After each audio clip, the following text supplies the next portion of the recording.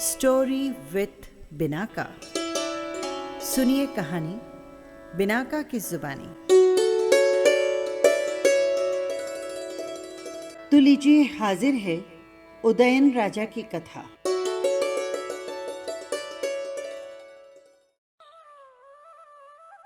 ये कहानी है राजा उदयन की, जिन्होंने सम्यक दर्शन के तीसरे अंग निर्विचिकित्सा का पालन किया। राजा उदयन रौरवक नामक शहर के अधिपति थे, जो कि कच्छ देश में था। राजा उदयन सम्यक दृष्टिवान थे, दानी थे, विचारशील थे, जिन भगवान के सच्चे भक्त और न्यायप्रिय थे। उनकी प्रजा को उनसे बहुत प्रेम था और वे भी प्रजा के हित में सदा तत्पर रहा करते। उनकी रानी का नाम था प्रभावती। वो भी सती थी, धर्मात्मा थी। उसका मन सदा पवित्र रहता। वो अपने समय को प्रायः दान, पूजा, व्रत, उपवास और स्वाध्याय में बिताती। राजा उदयन अपने राज्य का सुख और शांति से पालन करते और अपनी शक्ति के अनुसार जितना बन पड़ता उतना धार्मिक कार्य किया करते। कहने का मतलब ये कि वे सुखी थे, उन्हें किसी प्रकार की चिंता नहीं थी और उनका राज्य भी शत्रु रहित निष्कंटक था। एक दिन सौधर्म स्वर्ग के इंद्र अपनी सभा में उपदेश दे रहे थे। संसार में सच्चे देव अरिहंत भगवान हैं, जो कि भूख, प्यास, रोग, शोक, भय, जन्म, जरा, मरण आदि दोषों से रहित और जीवों को संसार के दुखों से छुड़ाने वाले हैं। सम्यक दर्शन संसार की एक सर्वश्रेष्ठ वस्तु है और कोई वस्तु उसकी समानता नहीं कर सकती। यही सम्यक दर्शन दुर्गतियों का नाश करके स्वर्ग और मोक्ष को देने वाला है। इसे तुम धारण करो। इस प्रकार सम्यक दर्शन का और उसके 8 अंगों का वर्णन करते समय इंद्र ने निर्विचिकित्सा अंग के बारे में बताया और कहा, ऐसे धार्मिक पुरुष जो किसी के मलिन यानी गंदे और बीमार शरीर को देखकर भी उसे घृणा नहीं करे, वरन उसके गुणों से प्रीति कर उसकी चिकित्सा करे, वो निर्विचिकित्सा अंग कहलाता है। तब किसी ने इंद्र से पूछा, देव, क्या संसार में कोई ऐसा है जो निर्विचिकित्सा अंग का पालन करता हो? हाँ, पृथ्वी लोक में एक राजा है। ये कहकर उसने उदयन राजा की बहुत प्रशंसा की।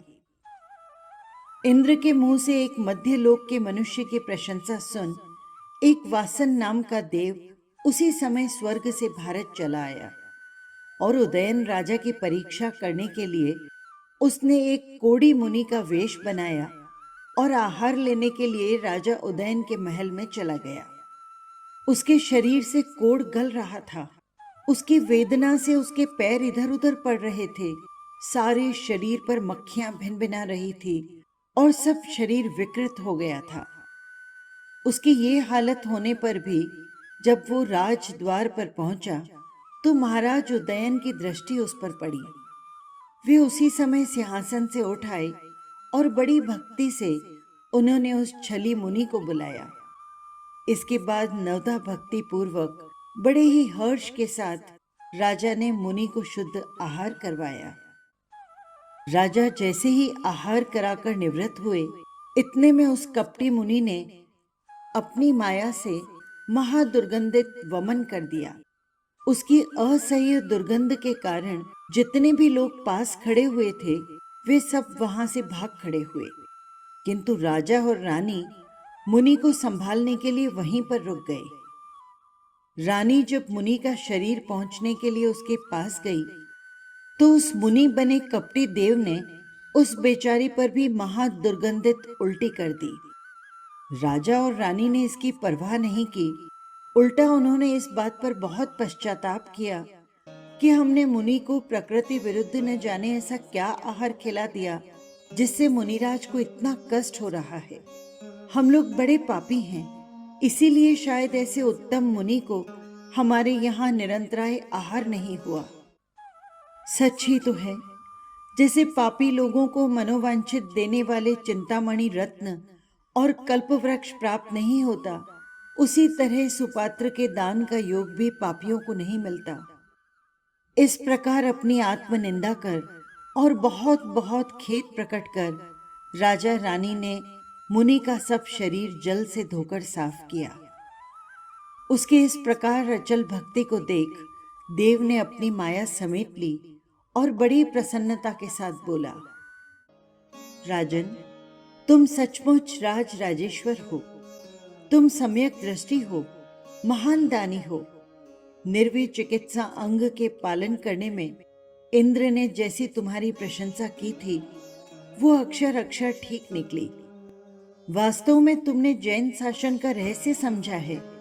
यदि ऐसा न होता तो तुम्हारे बिना कौन मुनि की दुर्गंधित उल्टी को अपने हाथ से उठाता।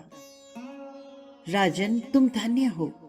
शायद ही इस पृथ्वी मंडल पर इस समय तुम सरीखा सम्यक दृष्टियों में शिरोमणि कोई और होगा। इस प्रकार उदयन की प्रशंसा कर देव अपने स्थान पर चला गया और राजा फिर अपने राज्य का सुखपूर्वक पालन करते हुए दान, व्रत, पूजा आदि में अपना समय बिताने लगे। इसी तरह राज्य करते करते राजा का कुछ और समय बीत गया।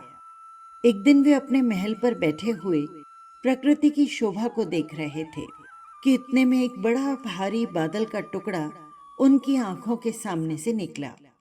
वो थोड़ी ही दूर पहुंचा होगा कि एक तेज वायु के वेग ने उस बादल के टुकड़े को देखते ही देखते समाप्त कर दिया। क्षण भर में एक विशाल मेघ खंड की ये दशा देखकर उदयन की आंखें खुली। उन्हें सारा संसार ही अब क्षणिक जान पड़ने लगा। उन्होंने उसी समय महल से उतरकर अपने पुत्र को बुलाया और उसके मस्तक पर राज तिलक करके स्वयं भगवान वर्धमान के समौ शरण पहुंचे और बड़ी ही भक्ति के साथ भगवान की पूजा कर उनके चरणों के पास ही उन्होंने जिन दीक्षा ग्रहण कर ली।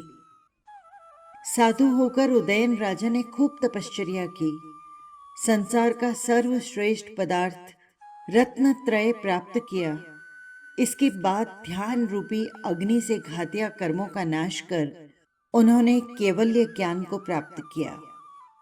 कैवल्य ज्ञान के द्वारा उन्होंने संसार के दुखों से तड़पते हुए अनेक जीवों को उबारकर अनेकों को धर्म पथ पर लगाया और अंत में अनंत मोक्ष पद प्राप्त किया।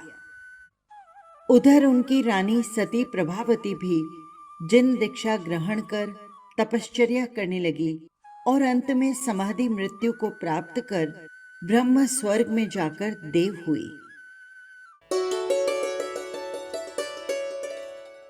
बस यही थी कहानी।